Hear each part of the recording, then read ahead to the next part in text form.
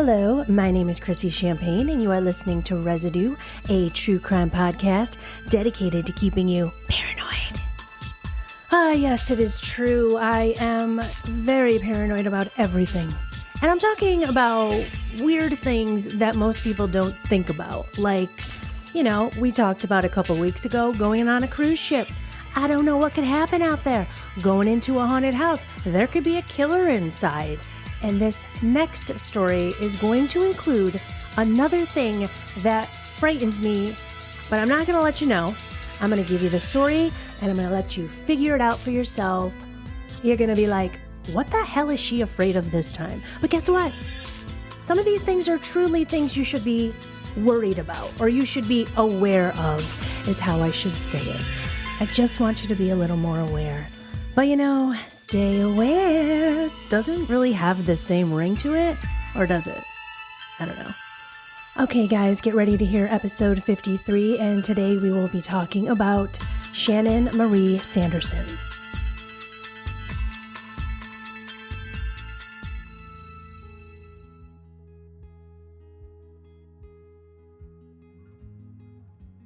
It is April 18th, 1996, and 25-year-old Shannon Marie Sanderson is getting ready to go out on the town with her husband, Robert Sanderson. Robert was turning 58 today. It was his birthday. The couple had a 33-year age difference, but that didn't matter to Shannon. Tonight, they're going out, they're celebrating her husband, and she was taking her time getting herself all dolled up and beautiful. Shannon's son Mike would say of his mother that she loved to get dressed up and go out. She loved to do her hair, do her makeup, put on some fake nails, and just look like her gorgeous self because Shannon was very gorgeous. At this point, Shannon had only been married to Robert Sanderson for about a year. She met her new husband, Robert Sanderson, while working at his company. He was a millionaire and he owned his own company. And he met Shannon and they fell in love. Only thing is when he met Shannon, she was still married. She was married to her children's father, Michael Holland. Shannon and Michael Holland actually met in high school, and they got married pretty quickly after high school ended. High school sweethearts, getting married. They ended up having 3 children pretty quickly. They had Michael, who at this time was age 7, Amber was age 5, and Chance, age 3. After about only 8 years together, the couple just started growing apart, and this probably had a lot to do with the fact that they were high school sweethearts. They had never really experienced any other relationships, and the pressure of having 3 children and working nonstop, they decided to split up. It was around this time that Shannon starts falling for her boss, Robert. He is love bombing her. He is giving her gifts, affection, things she wasn't getting from her husband. Shannon would end up divorcing Michael, taking him to court to get custody of the children, but the judge would order Michael to pay alimony. Not only just child support, but alimony. Now, this is going to piss Michael off because his wife just left him, and now she's marrying a millionaire, and she still wants alimony. So this is making Michael upset, but Shannon remains on good terms with Michael's family. In fact, Michael's family was going to watch the 3 children that night while Robert and Shannon went out on the town. Michael's parents, Ed and Caroline, were going to babysit the 3 children. Michael lived with them, but Michael worked as a pipe fitter and worked long overnight hours, so he was going to be at work that whole night. Shannon is upstairs putting her lipstick and her heels on, and just then, the couple was not expecting anybody at their house tonight, so they were a little shocked to see Robert's 2 daughters from a previous marriage standing at his front door with a cake, with presents. They did a surprise pop-in to their father, and they just wanted to come over and celebrate his birthday for a little bit with him. And if any of my friends are listening, I know you think right now that the thing I'm most scared of is a pop-in, and you would be right. I do not like a pop-in, but that is not it. So Robert's daughters, Ashley and Connie, are super stoked to celebrate with their dad, and Shannon is pissed. Now, she's ready to go out. Nobody told her that anybody was coming over, and even though it is her husband's birthday, these two have been fighting quite often at this point. It wasn't the smoothest marriage, and they had already had a fight a few nights before, and tensions were a little high, so Shannon didn't want to stay home. She didn't want to stay and celebrate with Robert's daughters, and she decided that she would go to the casino on her own that night. She was still going to drop the children off at their grandparents' house and then just go to the casino, and the plan was that Robert should come and meet her after his daughters leave. And how is Robert going to turn away his daughters doing this really cute gesture? So off Shannon would go, and she would arrive at Ed Holland's house to drop her children off at around 7 p.m. Her ex-father-in-law, Ed Holland, would say that Shannon said a quick goodbye to her children. She went into a different room with her ex-husband Michael for a little bit. They had a little bit of a discussion, but Ed couldn't hear what they were saying. And then Shannon left, got in her car, and started driving to a casino called Sam's Town Hotel and Casino, and that was in Tunica, Mississippi. Shannon loved playing blackjack, so she arrives at the casino. She is ready to go. She gets behind the blackjack table, and this girl is winning. Like, it is apparent to everyone in that room. She is winning. She is happy. She's having some drinks. Shannon actually ends up winning $5,000.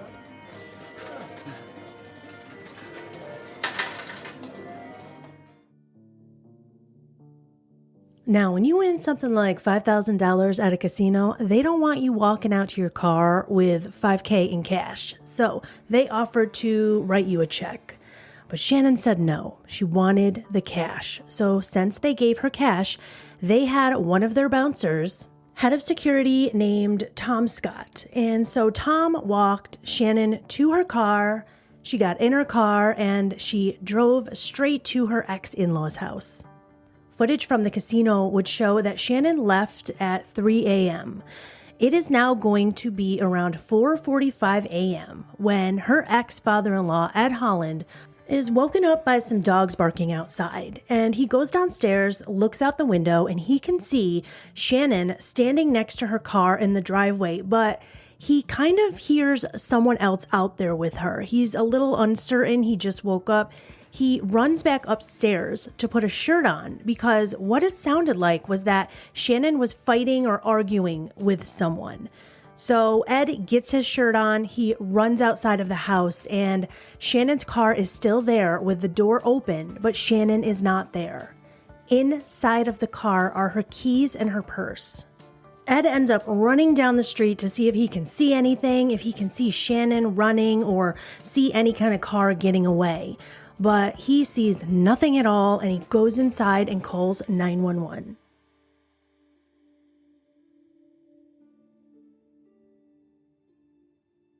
Police arrive around 7 a.m., and Ed is able to give them a description of what Shannon had on the night she left.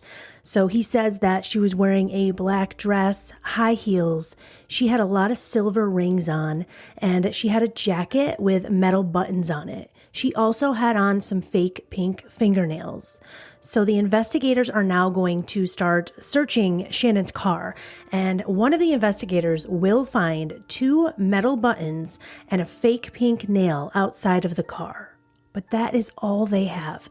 This is all these detectives have to go on. So the next thing they do is they go to Sam's Town Hall Casino and they start looking through all of the footage just to see if they can see anything suspicious or see if anyone was following Shannon. A quick canvass of the neighborhood, the police will get some leads. One neighbor says that they did see Shannon get pushed into the back of a vehicle and they saw this vehicle drive away. They describe the car as a maroon Beretta. And another neighbor said that they actually saw the man that was pushing Shannon into the car. And this man was wearing a red baseball hat and he had on a blue jean jacket. And I hope that they also called 911 at this point. I hope they didn't wait till 7 a.m. when they saw the police there to say, oh yeah, I did see a guy push a girl into a car.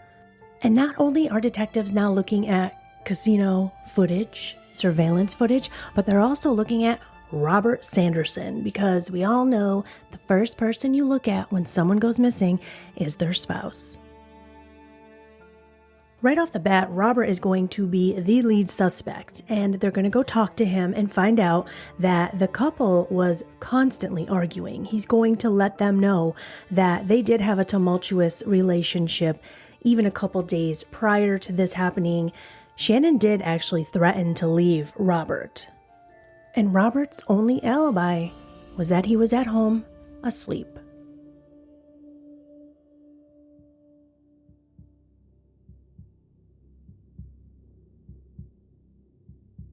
Robert is the prime suspect, but police have Shannon's photo plastered everywhere. News media is talking about this story, and at this point, a woman is going to call into Crime Stoppers.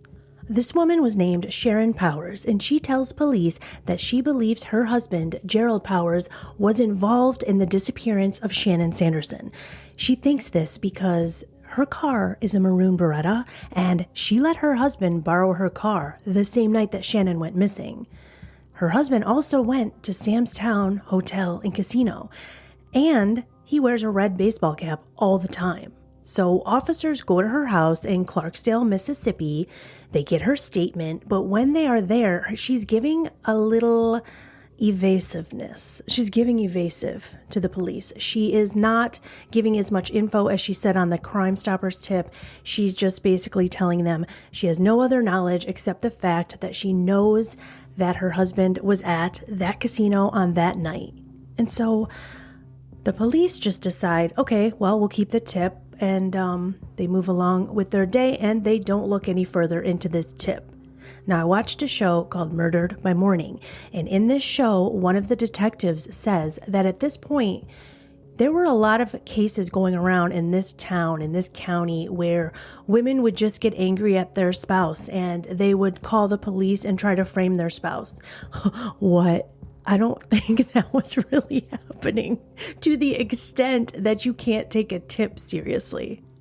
I mean, same car, same place at the same time. Now, this kind of reminds me back on my first episode, John Jamelski, where one of the victims came forward and told police what color the car was and what make it was, but she couldn't tell the police what year the car was.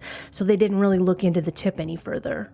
But that's not the only tip that came in. Another tip came into Crime Stoppers from a neighbor that lived in the Hollins neighborhood. She said she was out really early that morning walking her dog, and she saw a maroon Beretta following Shannon. And she knew who Shannon was because she had seen her in this neighborhood numerous times dropping her children off. So she said that she believed the man driving the Beretta was that of Robert Sanderson, because now Robert's picture has been plastered all over the TVs in this missing persons case. And this woman says, yeah, Robert Sanderson was driving that car that night. So still being suspect number one, the police now go back to Robert Sanderson's house and they want to question him again. And this time, Robert's going to give his own tip. Robert's going to tell the police that there is a man named Brett Muscamp. And Brett Muscamp is a man that Shannon dated after her divorce and right before she got married to Robert Sanderson. So he was the middle guy. Now, Brett got pretty pissed off that Shannon left him for Robert. So Robert's telling the police, maybe you should go talk to him. Because not only was he pissed off, he was so pissed off that Shannon had to get a restraining order on him. This restraining order was actually lifted 2 days before Shannon went missing. Detectives cannot find Brett Muscamp, so they go to his employer, they speak to his boss, and his boss tells them that Brett never showed up to work the day that Shannon was abducted. I mean, all fingers are pointing to Brett right now with this information, but police cannot find him. It is now 17 days after the day that Shannon went missing, and lucky for detectives, Brett Muscamp just walks straight into the police station. He tells the police that he will talk to them, and he admits that he was severely devastated when he and Shannon broke up. And Brett's going to have the same alibi as Robert. He was at home, asleep, and his mother can testify to that because Brett still lived at home with his mom. So police ask Brett if he would please take a polygraph test, and he agrees, and he passes. Along with the polygraph results, police also find out that Brett does not have a maroon Beretta, and now they want to go back to Robert again. Because they're starting to think, you know what, it is very possible that Robert paid someone to kill his wife for him. With no solid leads, detectives are going to now expand their search. They're going to start interviewing people that were at the casino that night. They're going to go hard on the friends and the family. They want details. They want to know what Shannon's life was like. And they're going to backtrack and now start looking at Michael Holland, Shannon's ex-husband. If it's not the current husband, then it's gotta be the ex-husband. So police bring Michael down to the station and they interview him. Michael's dad, Ed, is gonna say that when Shannon dropped the kids off, like I told you in the beginning, Michael and Shannon went into another room to talk. So detectives are like, what did they talk about? Is Michael the jealous type? Is Michael upset that he has to pay alimony? Is Michael going to kill his ex-wife so he doesn't have to make child support and alimony payments anymore? These are all the questions they have for Michael when he comes in to be interviewed, but Michael was at work that night. He was at work the entire night, clocked in the entire night, and the police are now going to eliminate him as a suspect. He is cleared. In the process of interviewing Shannon's friends, detectives find out that Shannon had actually been cheating on Robert, and not with just one person. They said she had numerous boyfriends on the side. One of those boyfriends was underage, and his name was Brian Mayer, and he was a bagger at a local grocery store named the Market Basket. Detectives bring Brian in to interview him, and he was so nervous. Brian tells detectives that Shannon would complain about her marriage all the time, that they were always fighting. He also admits that Shannon did break up with him 2 days before she went missing. She told Brian that she still wanted to be friends, but Brian was extremely upset over this breakup. And now police are like putting their eye on Brian for this one. You know, is Brian jealous that she left him? Is Brian upset? Is he feeling rejected? So the police give Brian a polygraph test and Brian passes. And now they go back to Robert again. Robert is still looking like the number one suspect no matter which way these detectives turn. Another thing that happened between Robert and Shannon's sister. So Shannon's sister goes over to Robert's house.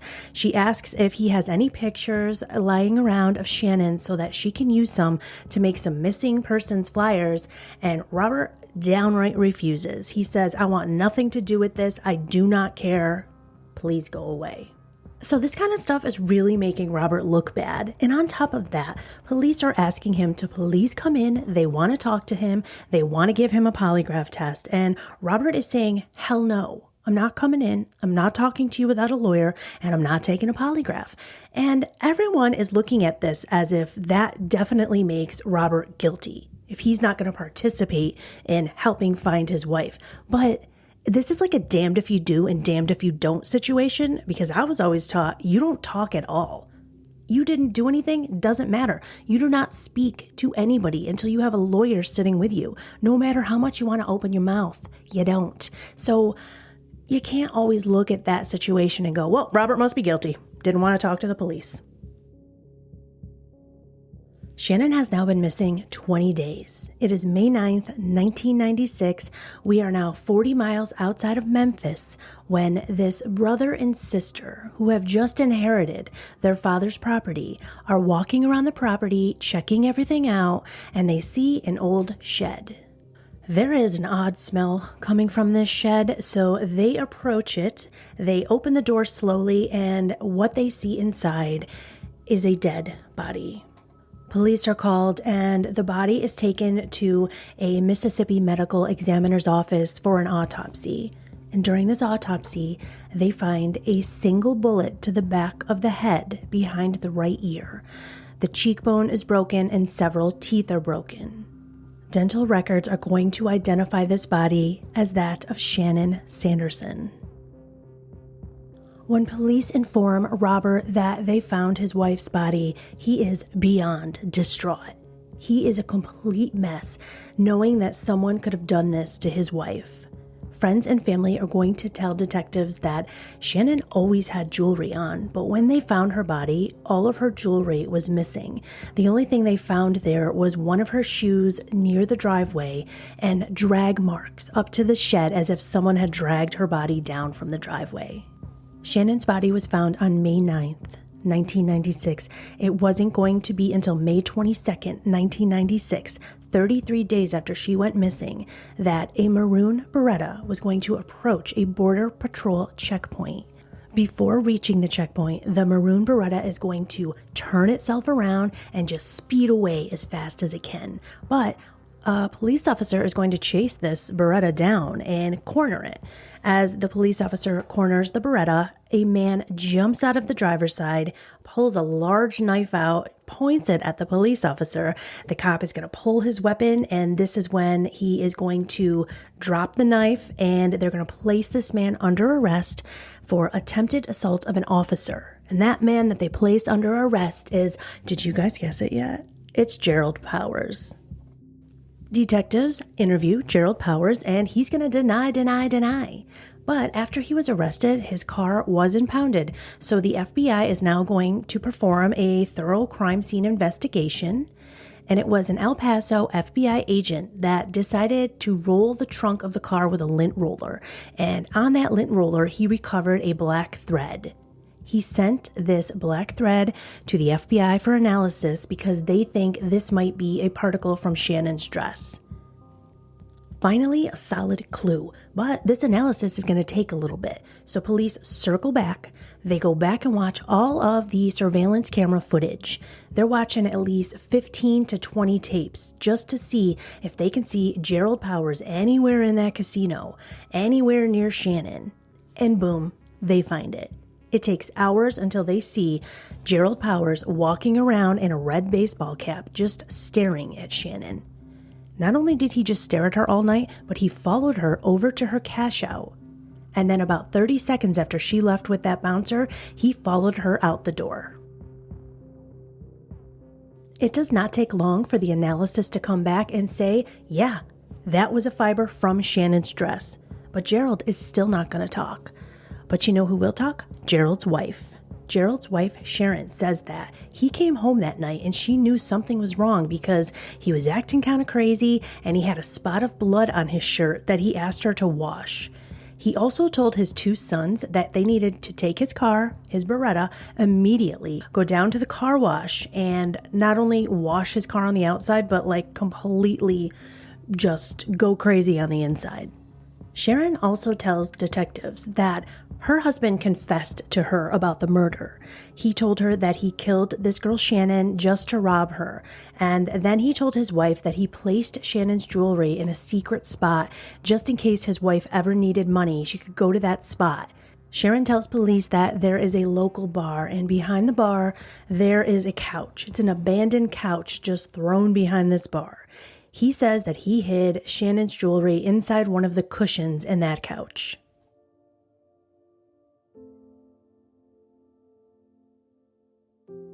Police are able to identify the jewelry that they found as Shannon's rings. Gerald Powers is then arrested. He will tell police that on the night of April 18th, 1996, he went to that casino purposely to stalk and watch winners, to look for vulnerable winners that he could rob. That night, Shannon was his target, and he followed her all the way to her ex-in-law's house, lifted her up from behind, attacked her, and threw her into his vehicle. He said he drove to that shed because he knew that that was a property that nobody was ever on. It was an abandoned property at that point.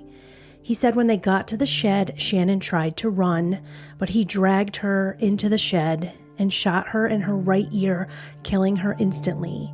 Then he stole all of her money and jewelry and left her there. After Gerald was arrested, it was found out that he was involved in at least 3 other attempted robberies of women. And he was arrested and convicted on all 3 of these attempted robberies. So why didn't the police take this lead seriously? They even found out that Gerald went to the casino daily. This was his thing. So who knows how many other women or any other men, anyone that Gerald attacked or robbed or killed. The first day of Gerald's trial is going to be in December of 1998, and all 3 of Shannon's kids are going to show up to that courtroom and show that jury exactly what their mother left behind. Caroline Holland, the paternal grandmother to those 3 children, she testified about the effect of this murder on her family. She testified that Shannon's disappearance had been very traumatic for the children and that they developed a devastating feeling of terror of people getting lost. She went on to explain that the children had trouble sleeping by themselves and that they miss their mother every day. She stated that the bond between Shannon and her children had been very strong and that her children loved her dearly. She also testified that the children still cried for their mother every night. The defense tried to humanize Gerald Powers by bringing in his ex-wife, Pamela Bigelow, to get on the stand and testify in his defense. She said that they were married in high school in 1973. She was only about 17 years old. He was 18. She testified that her mother and Gerald had a very close relationship because Gerald never had a good relationship with his own mother. That was partly due to the fact that Gerald's mother was Taiwanese and there were a lot of communication problems and cultural differences between them. So Gerald came to this country when he was about 10 years old, and his ex-wife reported that he was very smart. She was married to Gerald for about 4 years. They had 2 children, and she also testified that Gerald was, quote, very good to her and the children, and that he respected her mother very much. She described Gerald as quiet, withdrawn, and very polite. She says he's a good person. He's got good traits. And then she asked the jury to spare his life and to allow him to see his 2 grandchildren. And to that, I laugh. Shannon's never going to get to see her kids again.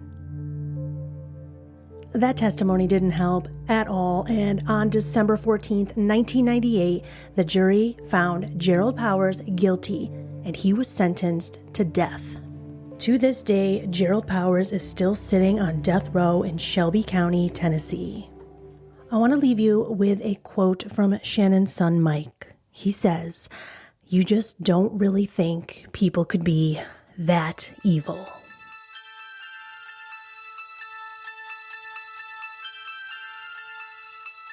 Thank you so much for listening to this week's episode of Residue. I appreciate you all so very much.